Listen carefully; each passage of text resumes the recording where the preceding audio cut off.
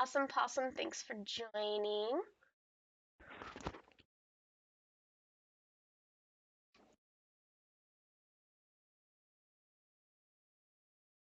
So last time that I tried this, I forgot to hit the record button, and so I technically have already gone through the first 7 chapters of this. Question to you, my soul viewer. Would you want me to read the first 7 again?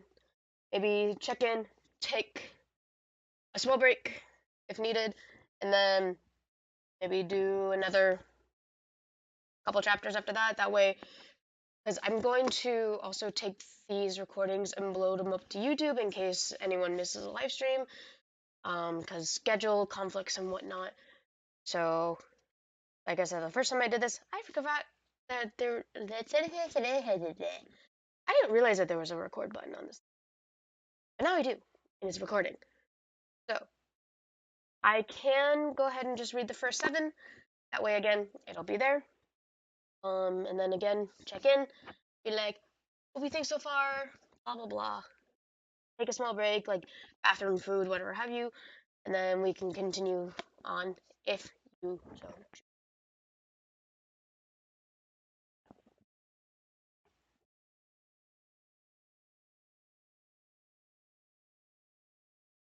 What's the book called? It is. Let me actually pull up the thingy. It is called dun dun dun. The Land of Elyon, Book 1, The Dark Hills Divide by Patrick Carman.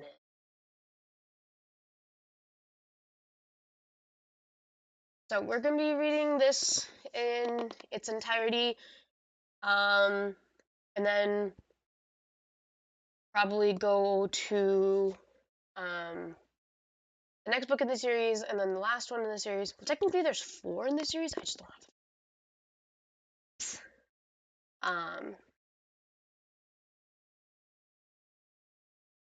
Is there a way I can actually put up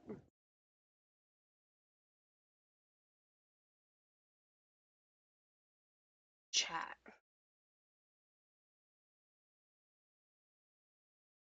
No, I don't want to test myself. No!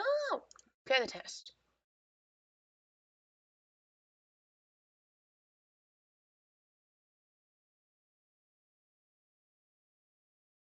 There we go. I'd be happy to hear the. Okie dokie.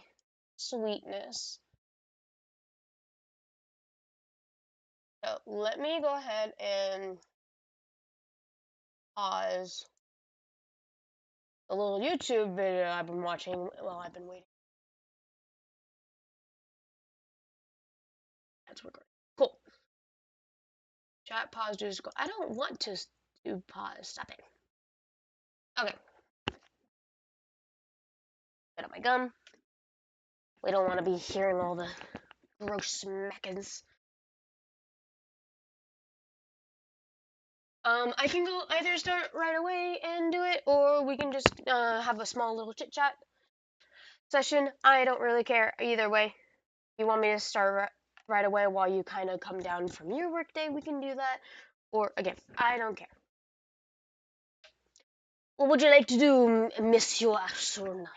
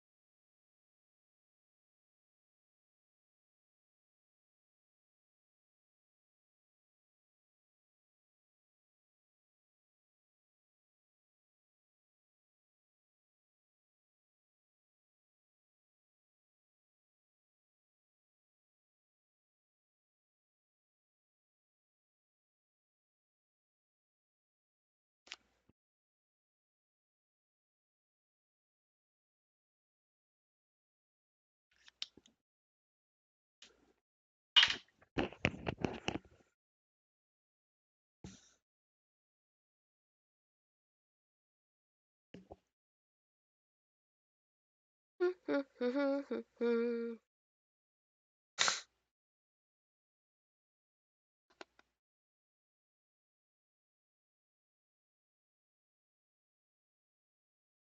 how about I go ahead and just start reading? And oh, me, I'm good with either option. I'm home with my food and ready for whatever the neighbors would like to. Okay, well, you're also the viewer, or listener, or whatever. I like to have input. Like, if you want to hear some just regular chit chats, we can do that, or I can just start reading and you can just kind of chillax and do whatever you want. I really don't care. I don't have a qualms about either way. Yeah, I know you just said that too, but still, reiterating.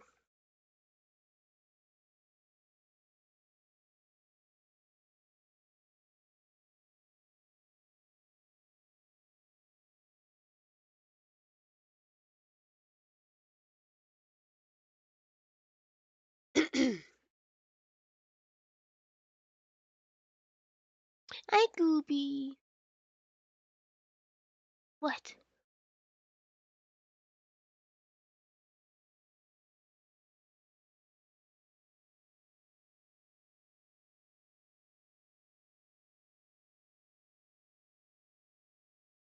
Well, I wait to. Did I have a good? I did actually, since today was my first day of work officially. I was only there for about 4 hours, and it was just a lot of information thrown at once, which I'm not that surprised about. That's kind of how hotels operate. They just kind of throw all the information at you, and then they're like, "We don't expect you to memorize any of this shit. We'll keep reiterating it for the next couple weeks." Fine by me. Um, I did get uh a schedule for the rest of the week. I this chat response is well, it doesn't help that technically you're the only one that's here. So yeah, it's really slow. Monsieur Uranium, I thought was going to be joining us, but I guess not.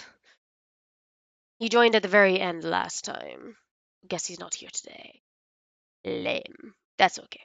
Anyway, I don't know what my schedule is going to be consistently now that I finally have started work after getting accepted 3 weeks ago. That's not too bad. That's not a bad way to start new work. Yeah, that's very true. That's not a bad way to start work at all. I mean, you got to start somewhere. But then I work an 8-hour shift the next 3 days, and then I have Friday off, and then I work another 8-hour shift on Saturday so far. And again, it's all training for the first couple weeks. So we'll see how that goes, really. Um, Boss did say that they try to keep things relatively consistent. So once I have more of an idea of kind of what scheduling is going to look like, I'll be able to post up um, kind of what a rough schedule would be, and then we can kind of go from there.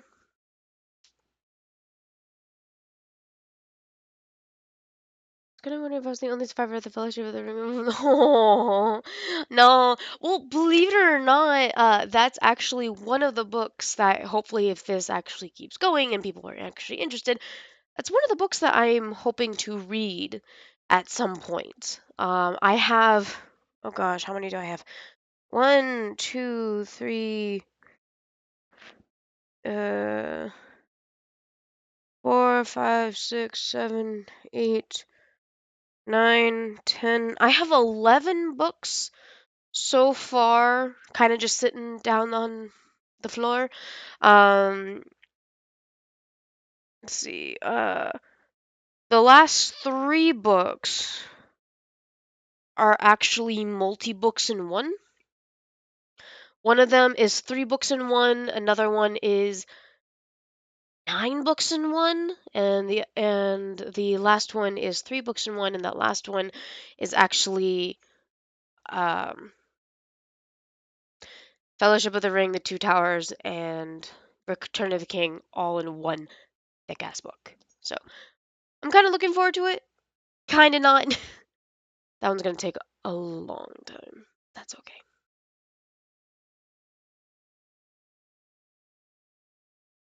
Most of these books I haven't read in years and years and years and years.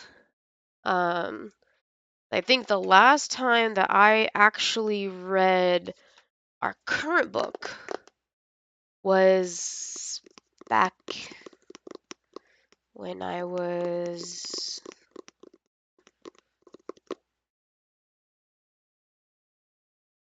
high school, maybe? Which was, uh, uh, uh 13 years ago? Okay, that would be so cool. It's such a good. It really is. Freaking Lord of the Rings is so good. I want to get The Hobbit. Oh, really? You did? Awesome. I do want to actually get The Hobbit. And maybe add that into the repertoire as well. Maybe do The Hobbit before The Lord of the Rings, because by technicality standpoint, The Hobbit came first. Um, so I might want to do that. But again, we'll see if more than just like a person here and there actually likes just listening to somebody read. um, like I said, I'm just trying to get back into reading myself and give me something else to do other than going to work, coming home, watching YouTube, and going to bed. You know, something else to kind of go about your day. And then again, if not if, but since I would be uploading these to YouTube, you could also like skip forward through all this chit chat crap and just listen to a book. So basically, it'd be an audiobook, but for free, since a lot of audio books you have to pay for. But hey, this would be free audiobooks. Ha ha ha ha. One of the other big series that I'm gonna be reading, the one that's 9 books in one, is the Musashi series. A lot of people don't know that one, and I am super hyped for that to actually share that one with people because again, it's a really good series. A new routing? What do you mean a new routing? I'm confused.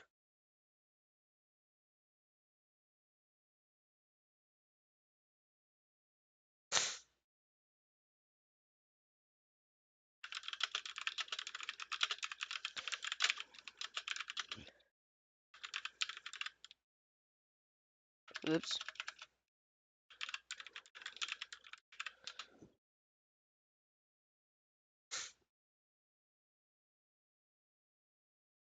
Yeah, like I said, a lot of people that I've met haven't heard of the Musashi series. I only know about it because my brother uh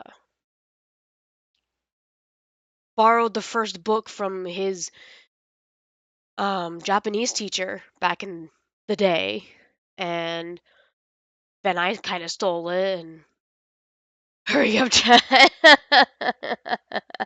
I know. Hurry up, chat.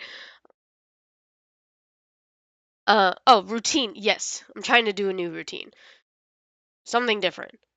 Basically, come home, get out of my work clothes, get into something a bit more comfortable, because I don't want to be in work clothes all day.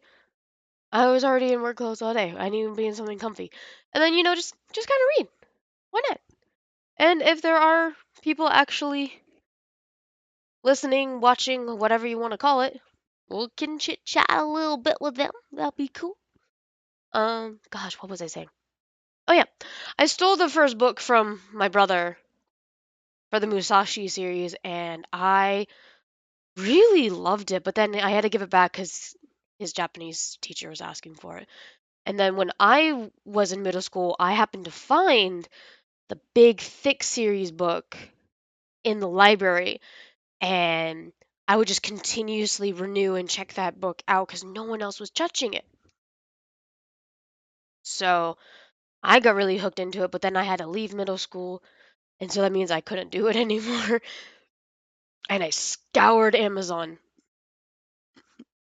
for that exact same thick book copy that had all of the books. I finally found it. The downfall. I know that every time I get home, Polo shirt. Yes, yes. Come home, use the bathroom, get into something comfy, grab something to eat or something to drink. In my case, I just went to Wendy's because I hadn't eaten all day. You have a pet, like a dog or a cat, feed them dinner depending when you get home, or take them outside if you need to take them outside. Hey, hey, hey, stop licking the couch. You don't need to be licking the couch.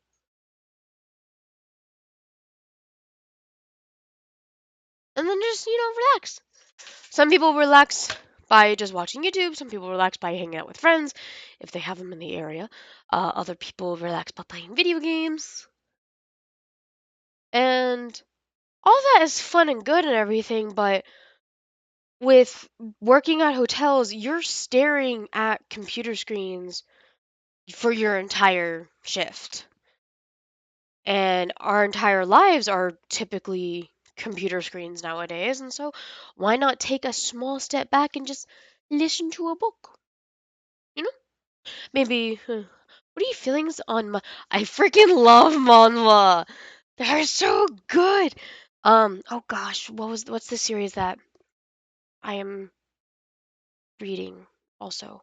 Manhwa. Da. Oh, it's the one that I am currently reading is Lick the Couch. No, Gigi does not need to be licking the couch. But anyway, for the manhwa, I'm currently trying to read Modal Zaishu, which is, oh gosh, what is the English translation? Modal Zaishu. It is, what are you called? Crap, I don't remember the. It is also known as the founder of diabolism, or it is also known as the Grand Master of demonic cultivation. Really, really good manhwa. Um, there's another manhwa by the same author. Uh, oops. Mo Taishu. Heaven Official's Blessing is also another really good one that I want to get into. And then another one is The Scum Villain Self-Saving System. For me, the manhwa I love is Solo Leveling. There's so much the anime. I know, I kind of hate that when they take manhwa and they make it into an animated series, they cut out so much. Either that or even the live action, they cut out a lot. Um, but it's still pretty good. So just FYI for these particular manhwas, they are BLs by all technicality. So if you don't mind them, then go for it, my dude. If that's not quite your cup of tea, maybe skip them. That's just what I think.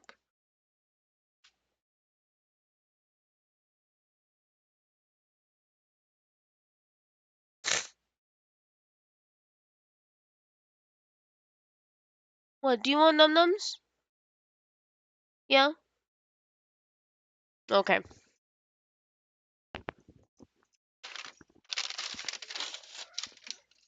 Is that what you want, Gigi? Hmm? Is that what you want? Do you want the nums? Is that what you want? Do you want the nummies? Hmm? BLs. So, boys love, man and man, by technicality. Hi, Coopers.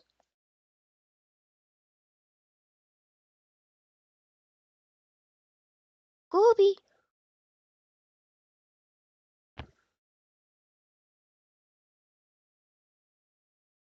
Sí. Bonjour.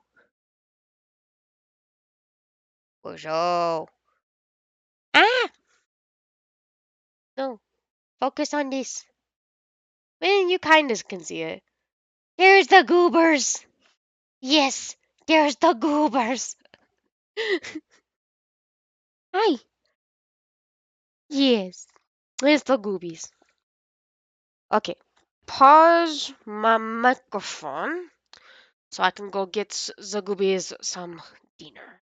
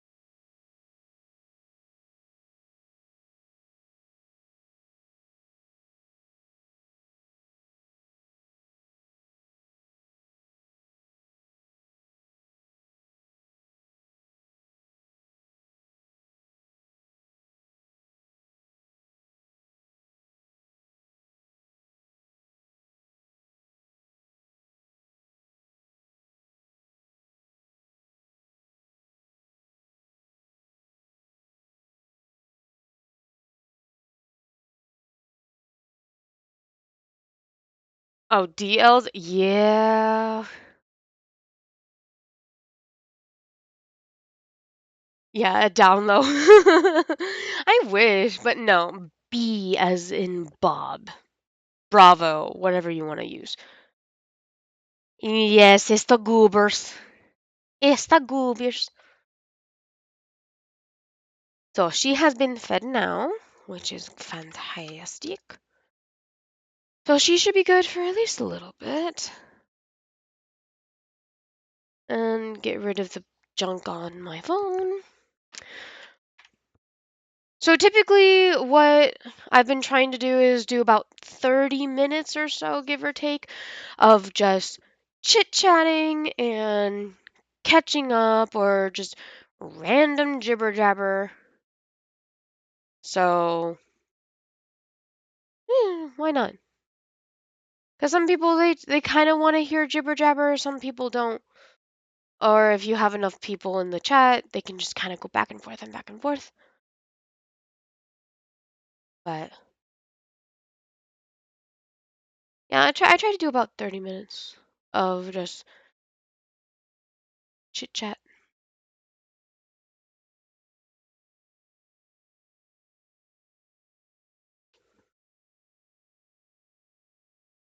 Yeah, I did 7 chapters? Yes. Did 7 last time.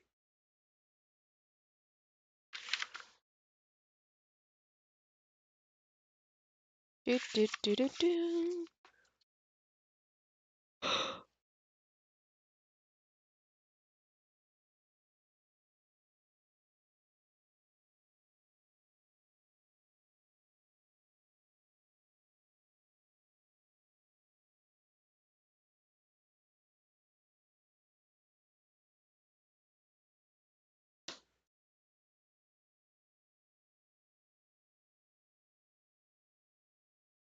Exactly. I mean, can you imagine if AI actually spoke in such a weird, dilapidated pattern as actual humans, be a bit odd, in my opinion at least. Wouldn't make a lick of sense.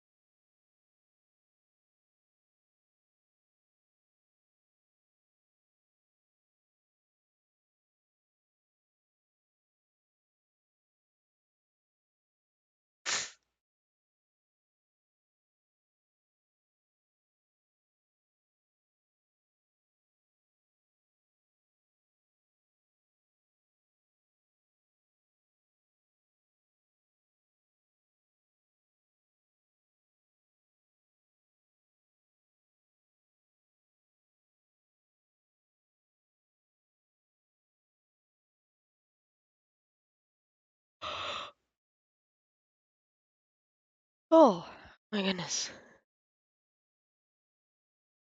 I have gotten into a new video game that I kind of stole from my spouse. Well, it's not really stole. I stole his their game system for like 3 days so I could play the game. You didn't even money. Why did I know exactly. Some days I think that AI has come a little too far. Other days it's pretty damn freaking not expensive, expressive. That is true. That is true. I mean, there are, I guess, certain tonal inflections that can be harder for humans. Hi. Or if, say, if they're trying to have a certain person's voice and say said person's already passed away. Like, let's take um ba ba ba ba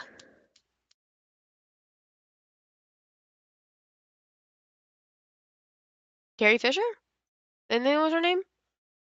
That played Princess Leia. Take her, or even someone else as iconic, Robin Williams. There aren't many people who can do an impersonation of their voice and tonal inflection, and that's where something like AI could come into play and help create that, especially in certain animated films and whatnot. So I could see the benefit in certain ways, other ways, maybe not so much.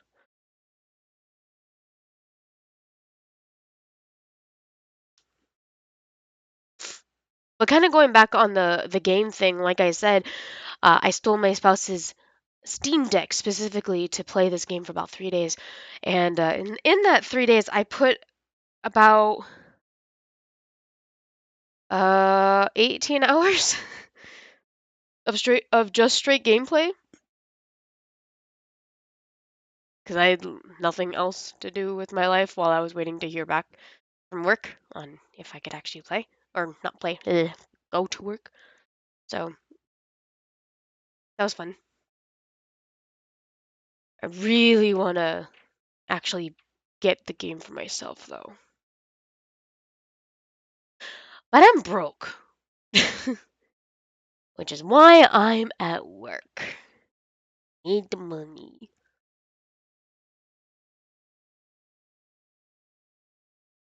So, okie dokie, it's been about 30 minutes. So,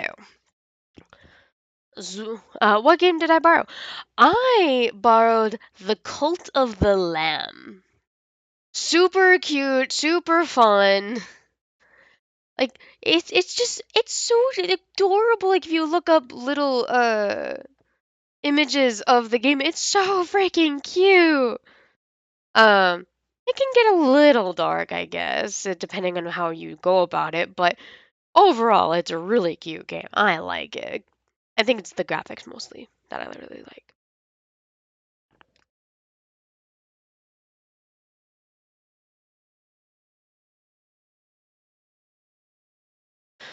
Okay. Anyway, so it's been about 30 minutes. So, since this is being recorded, finally, we're going to read the first 7 chapters of our lovely book. And then we're going to do a quick check in, see how people or person is doing. And if we want to keep going, or if they want to hear more, we can keep doing that. Or if they want to say, you know what, I think I've had enough for today, we can continue off next time. Or if I get tired and my voice gets tired, we can just go from there. So for now, we are going to.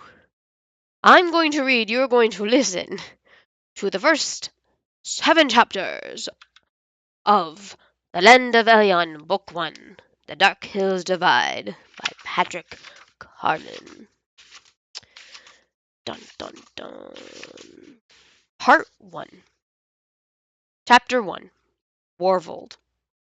Stop that chattering or we'll have to go back and sit by the fire, said my companion. He removed his large, thick cape and draped it over my shoulders. I had to hold it up to keep it from dragging on the street, but it felt good, and my last few shivers quietly subsided. The sun had set and the lamps glowed above the streets with sharp yellow spears, one every 20 feet on both sides along our way. Illuminated by the soft light, the cobblestone paths made for a dreamy stroll. As we rounded each new corner, we were greeted by another twisting row of lamps, houses, and small storefronts. Some of the doors were painted bright blue or purple, but the houses themselves, crammed tightly together, were all whitewashed stone. We walked together, not saying a word. The town was quiet except for the occasional distant hoot of a perching night owl atop the wall as it searched for rats and other vermin. Down at the end of a darkened footpath we arrived at a locked iron gate. He produced a golden key from his pocket and drew it to a small oval container hanging from a chain around his neck, a locket I had seen many times. I watched as he opened the container and removed another key. He was our leader, the man who had ventured farther than the rest of us into the mysteries of the outside world. It made sense that he would be the keeper of a hidden key. He was the keeper of so much of our history and so many of our deepest secrets. I watched as he inserted the key into a lock on the gate and swung it open on its rusty hinges. He disappeared into the darkness, calling me to follow quietly. I groped for his hand, which he took in his, and we walked farther, his cape now dragging behind me. He stopped, took my hand out of his, opened it full, and pulled it forward until I felt the smooth surface of rock still warm from the day's cooking. Reaching as high as I could, I felt a seam and then more rock. "It's the wall," he said. "I thought you might enjoy touching it." Except for his breathing, I heard nothing. After a while, he continued. "I spent my youth building this wall to keep dangerous things away. I sometimes wonder now if I've kept them inside." "Why would you say that?" I could make out his features as my eyes adjusted to the darkness. He was deep in thought, staring at the wall as he moved his delicate fingers across the seam. Lines ran all along his weathered face, and the hair from his head and beard tangled together into a fluffy white mess. Oh, fluffy white mass. "I tell you what, Alexa, why don't we sit a spell and I'll tell you a tale? We need to stay low, or old Kotcher will get his dogs to come looking for a nibble." He had a reputation for conjuring up frightening tales about giant spiders crawling over the wall to eat children, so naturally I was concerned. "What sort of story you're going to tell?" I asked. "Actually, it's more of a fable. I heard it a long time ago during my travels, before all this." He swept his hand in front of him, a far-off look in his eye. "Most people don't know how much I traveled when I was young. I walked for miles and miles in every direction for months on end, all alone. But Rennie and then Nicholas came along and I grew more and more protective.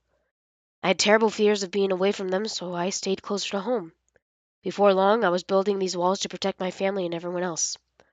Both of us were sitting now, and he looked me in the eye as he continued. You remember one thing, Alexa.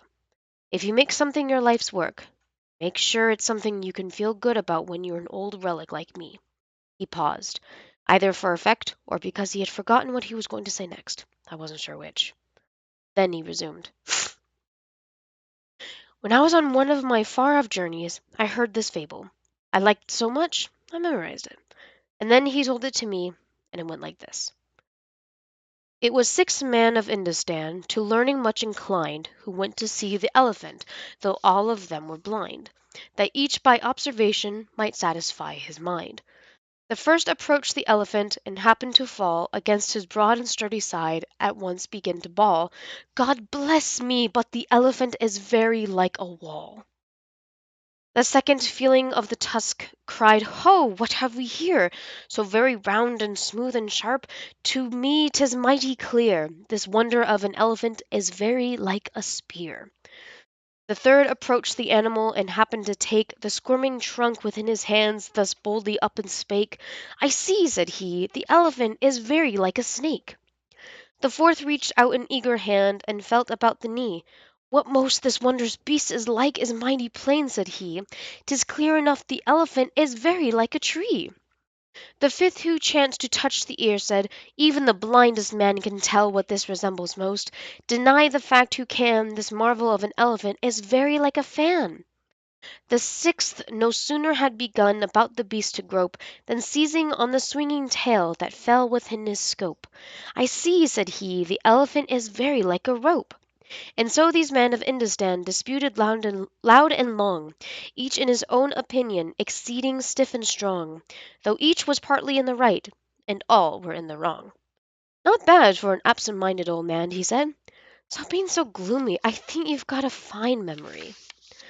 A lot of secrets are held inside these walls.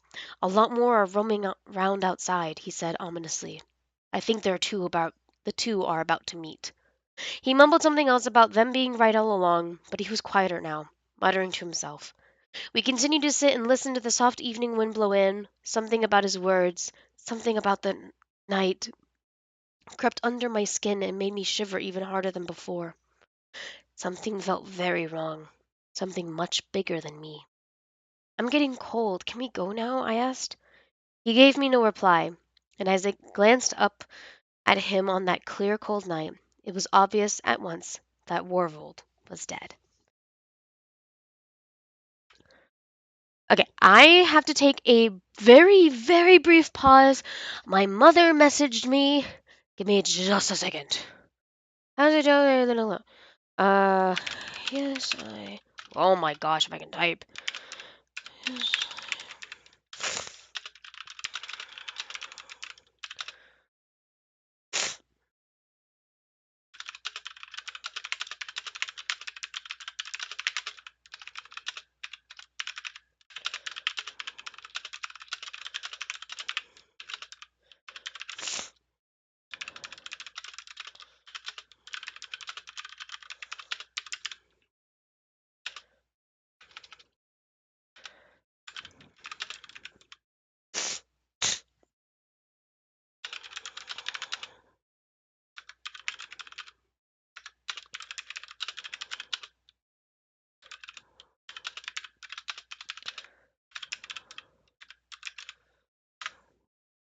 Okay, message to my mother has been sent.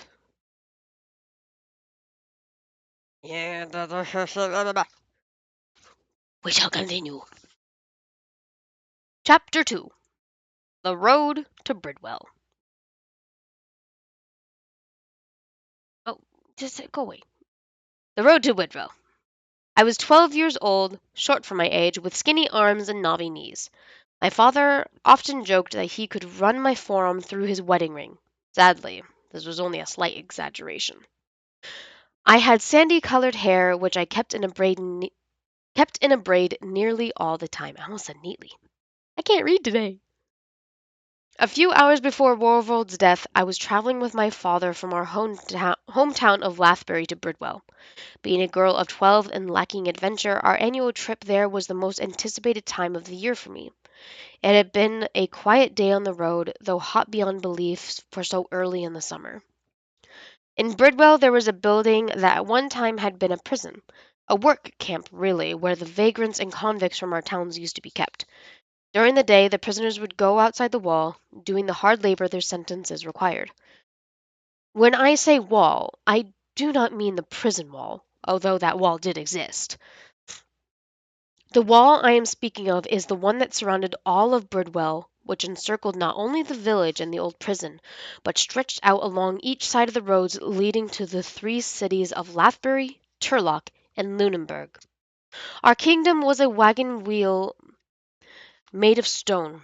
Bridwell sat at its hub, with the other three towns on the end of the three spokes. On the afternoon before Warvold's death, we were traveling on the Lathbury spoke on our way to Bridwell. The walls loomed above us on both sides of the road, holding in the heat like a long, skinny oven. I was hot and bored. Father? Yes, Alexa? Tell me the story of when they built the walls. Haven't you gotten tired of that old legend yet? Of course. I knew very well he enjoyed telling it. My father had a great love of storytelling, and this was one of his favorites. I didn't have to wait long for him to begin. Thomas Warvold was an orphan. On the day of his 13th birthday, he wandered off from his hometown, all of his belongings stored in a single knapsack. For years no one knew or cared where he'd gone. A seemingly worthless child with no parents and no future to speak of. It's doubtful anyone even noticed he had departed. But he was a spirited boy, smart and full of adventure. Much later, after he became famous, there were those who speculated he was an aimless wanderer for 20 years or more, gathering treasures from far-off places in the land of Elyon. Others suggested he lived in the wilds of the enchanted forests and mountains beyond these very walls. In any case, it would seem that he grew to be a forceful leader, for eventually he persuaded others to join him in a place most everyone believed was haunted, dark, and dangerous. The sound of horse claps echoed off the towering walls as we advanced on Bridwell, and my father paused to scratch the golden stubble on his chin. He was a big man with red hair, long and twisted and tangled. In the winter he wore a beard, but the summers proved too much for him, and he took solace in the cool relief of a shaven face. As Warvold began to thrive and prosper, more people became convinced that the area was indeed safe to live in, and so they came. The valley where Warvold first settled, which is now called Lunenburg, eventually filled up to capacity and provided no room for growth. High mountains rose on either side. On one end of the tight valley was the already established town of Ainsworth. On the other lay the uncharted dangers and scary legends of the wilderness. When yet more families moved into the town, Warvold decided it was time to expand. The north held great mountains, the east a thick forest, the west was covered in what came to known as the Dark Hills. The people of Lunenburg were afraid to venture out past the valley and into the wild. It was then that Thomas Warvold had a most wonderful idea. My father stopped talking as a cart passed ours, kicking up dust with its two horses. "Dear me, so sorry, Mr. Daly, I didn't realize," the driver stammered as he went by. He was upset about carelessly overtaking the mayor of Lathbury and his daughter. His carriage was almost past ours when my father whipped our two horses and yelled out, "Hya! Hya!" We quickly came neck and neck with the other cart, leaving about 3 feet between us, and 3 feet at either side of the wall. My father gave the rival driver a wicked look and proclaimed, I've not lost a race on the road to Bridwell in 5 years!" I was almost thrown from my seat by the thrust of the powerful horses as the race plunged into action.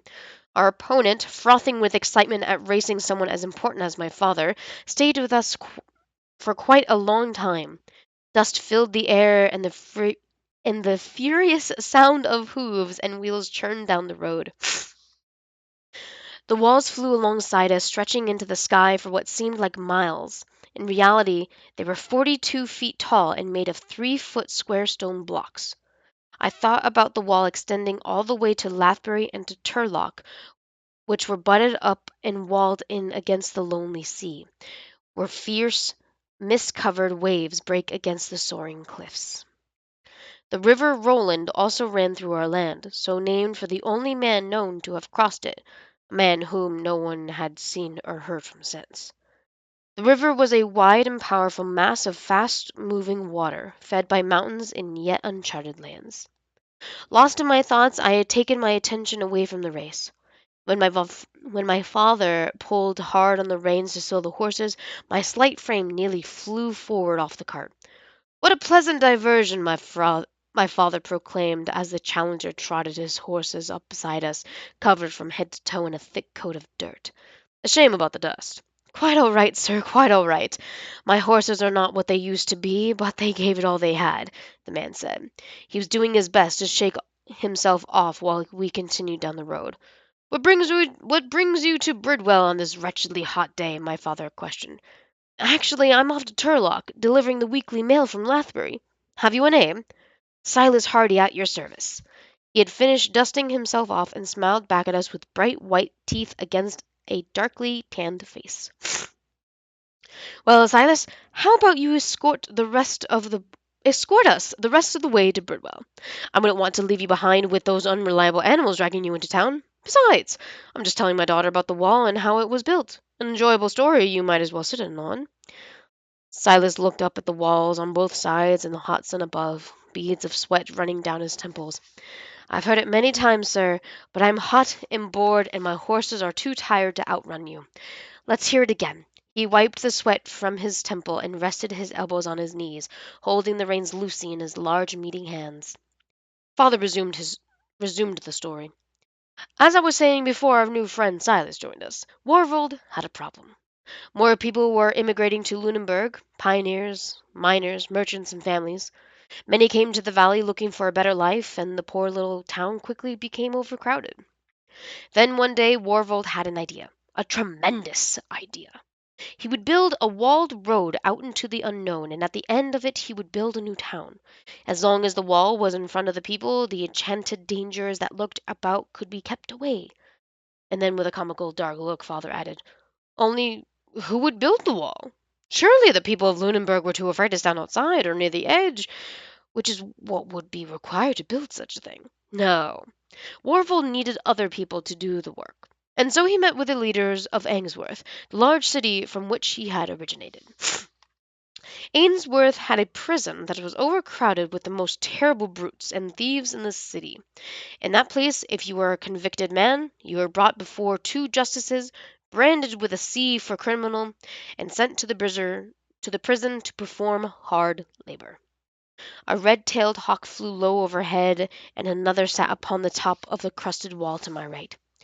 This was a common sight, as hawks were always about the walls, and more appeared as we drew nearer to the city gate. Warvold made a deal with the leaders of Ainsworth, my father continued. He was building a prison in Lunenburg, had been for some time, and he was willing to take 300 of the foulest criminals Ainsworth had to offer. But there was one condition. After 10 years, Warvold could return the convicts to Ainsworth, no questions asked.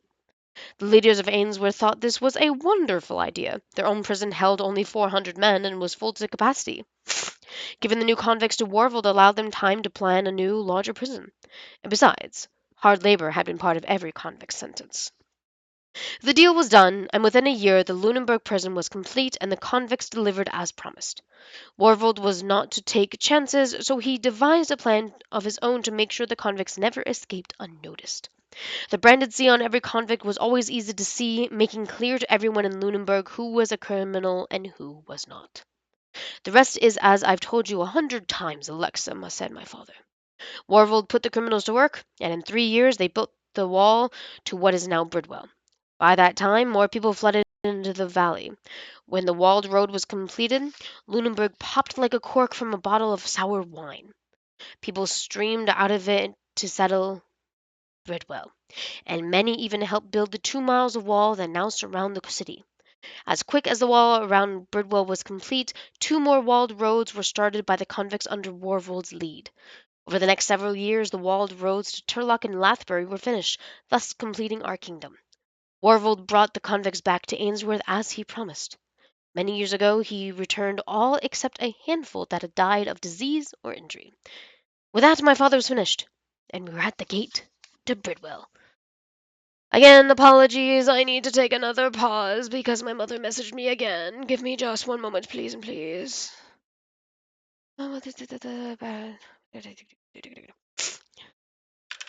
Yeah, whoops. Just.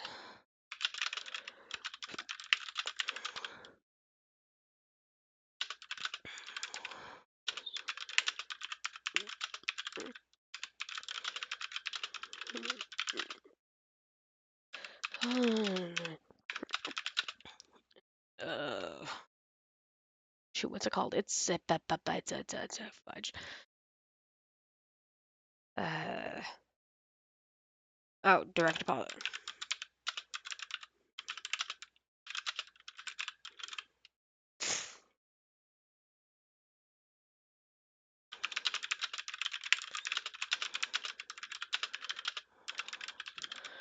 Okay.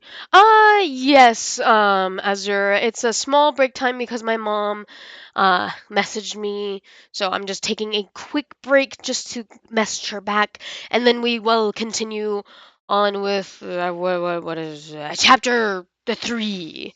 So I'm just taking a small break to message my mom. Give me a shaking. Breaking. Uh, Tuesday, Wednesday, Thursday, Saturday.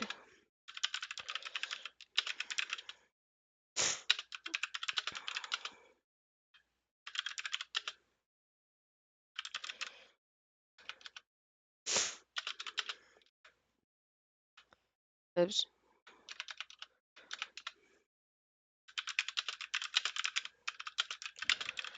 No worries. I know it was short, but I'm gonna grab some food for the night. If you want to keep going, continue another night. I mean, I can go ahead and just pause it here and just stop if you want, or I can just keep going and you can just kind of listen in the background. Again, I don't mind. Regardless, this is gonna be uploaded to my YouTube channel, which I should probably actually link in the chat really quick. Come on, just a second.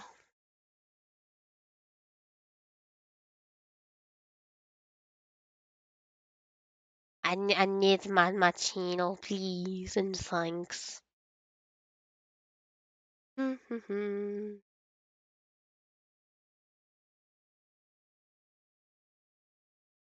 No, I don't want that. I want these.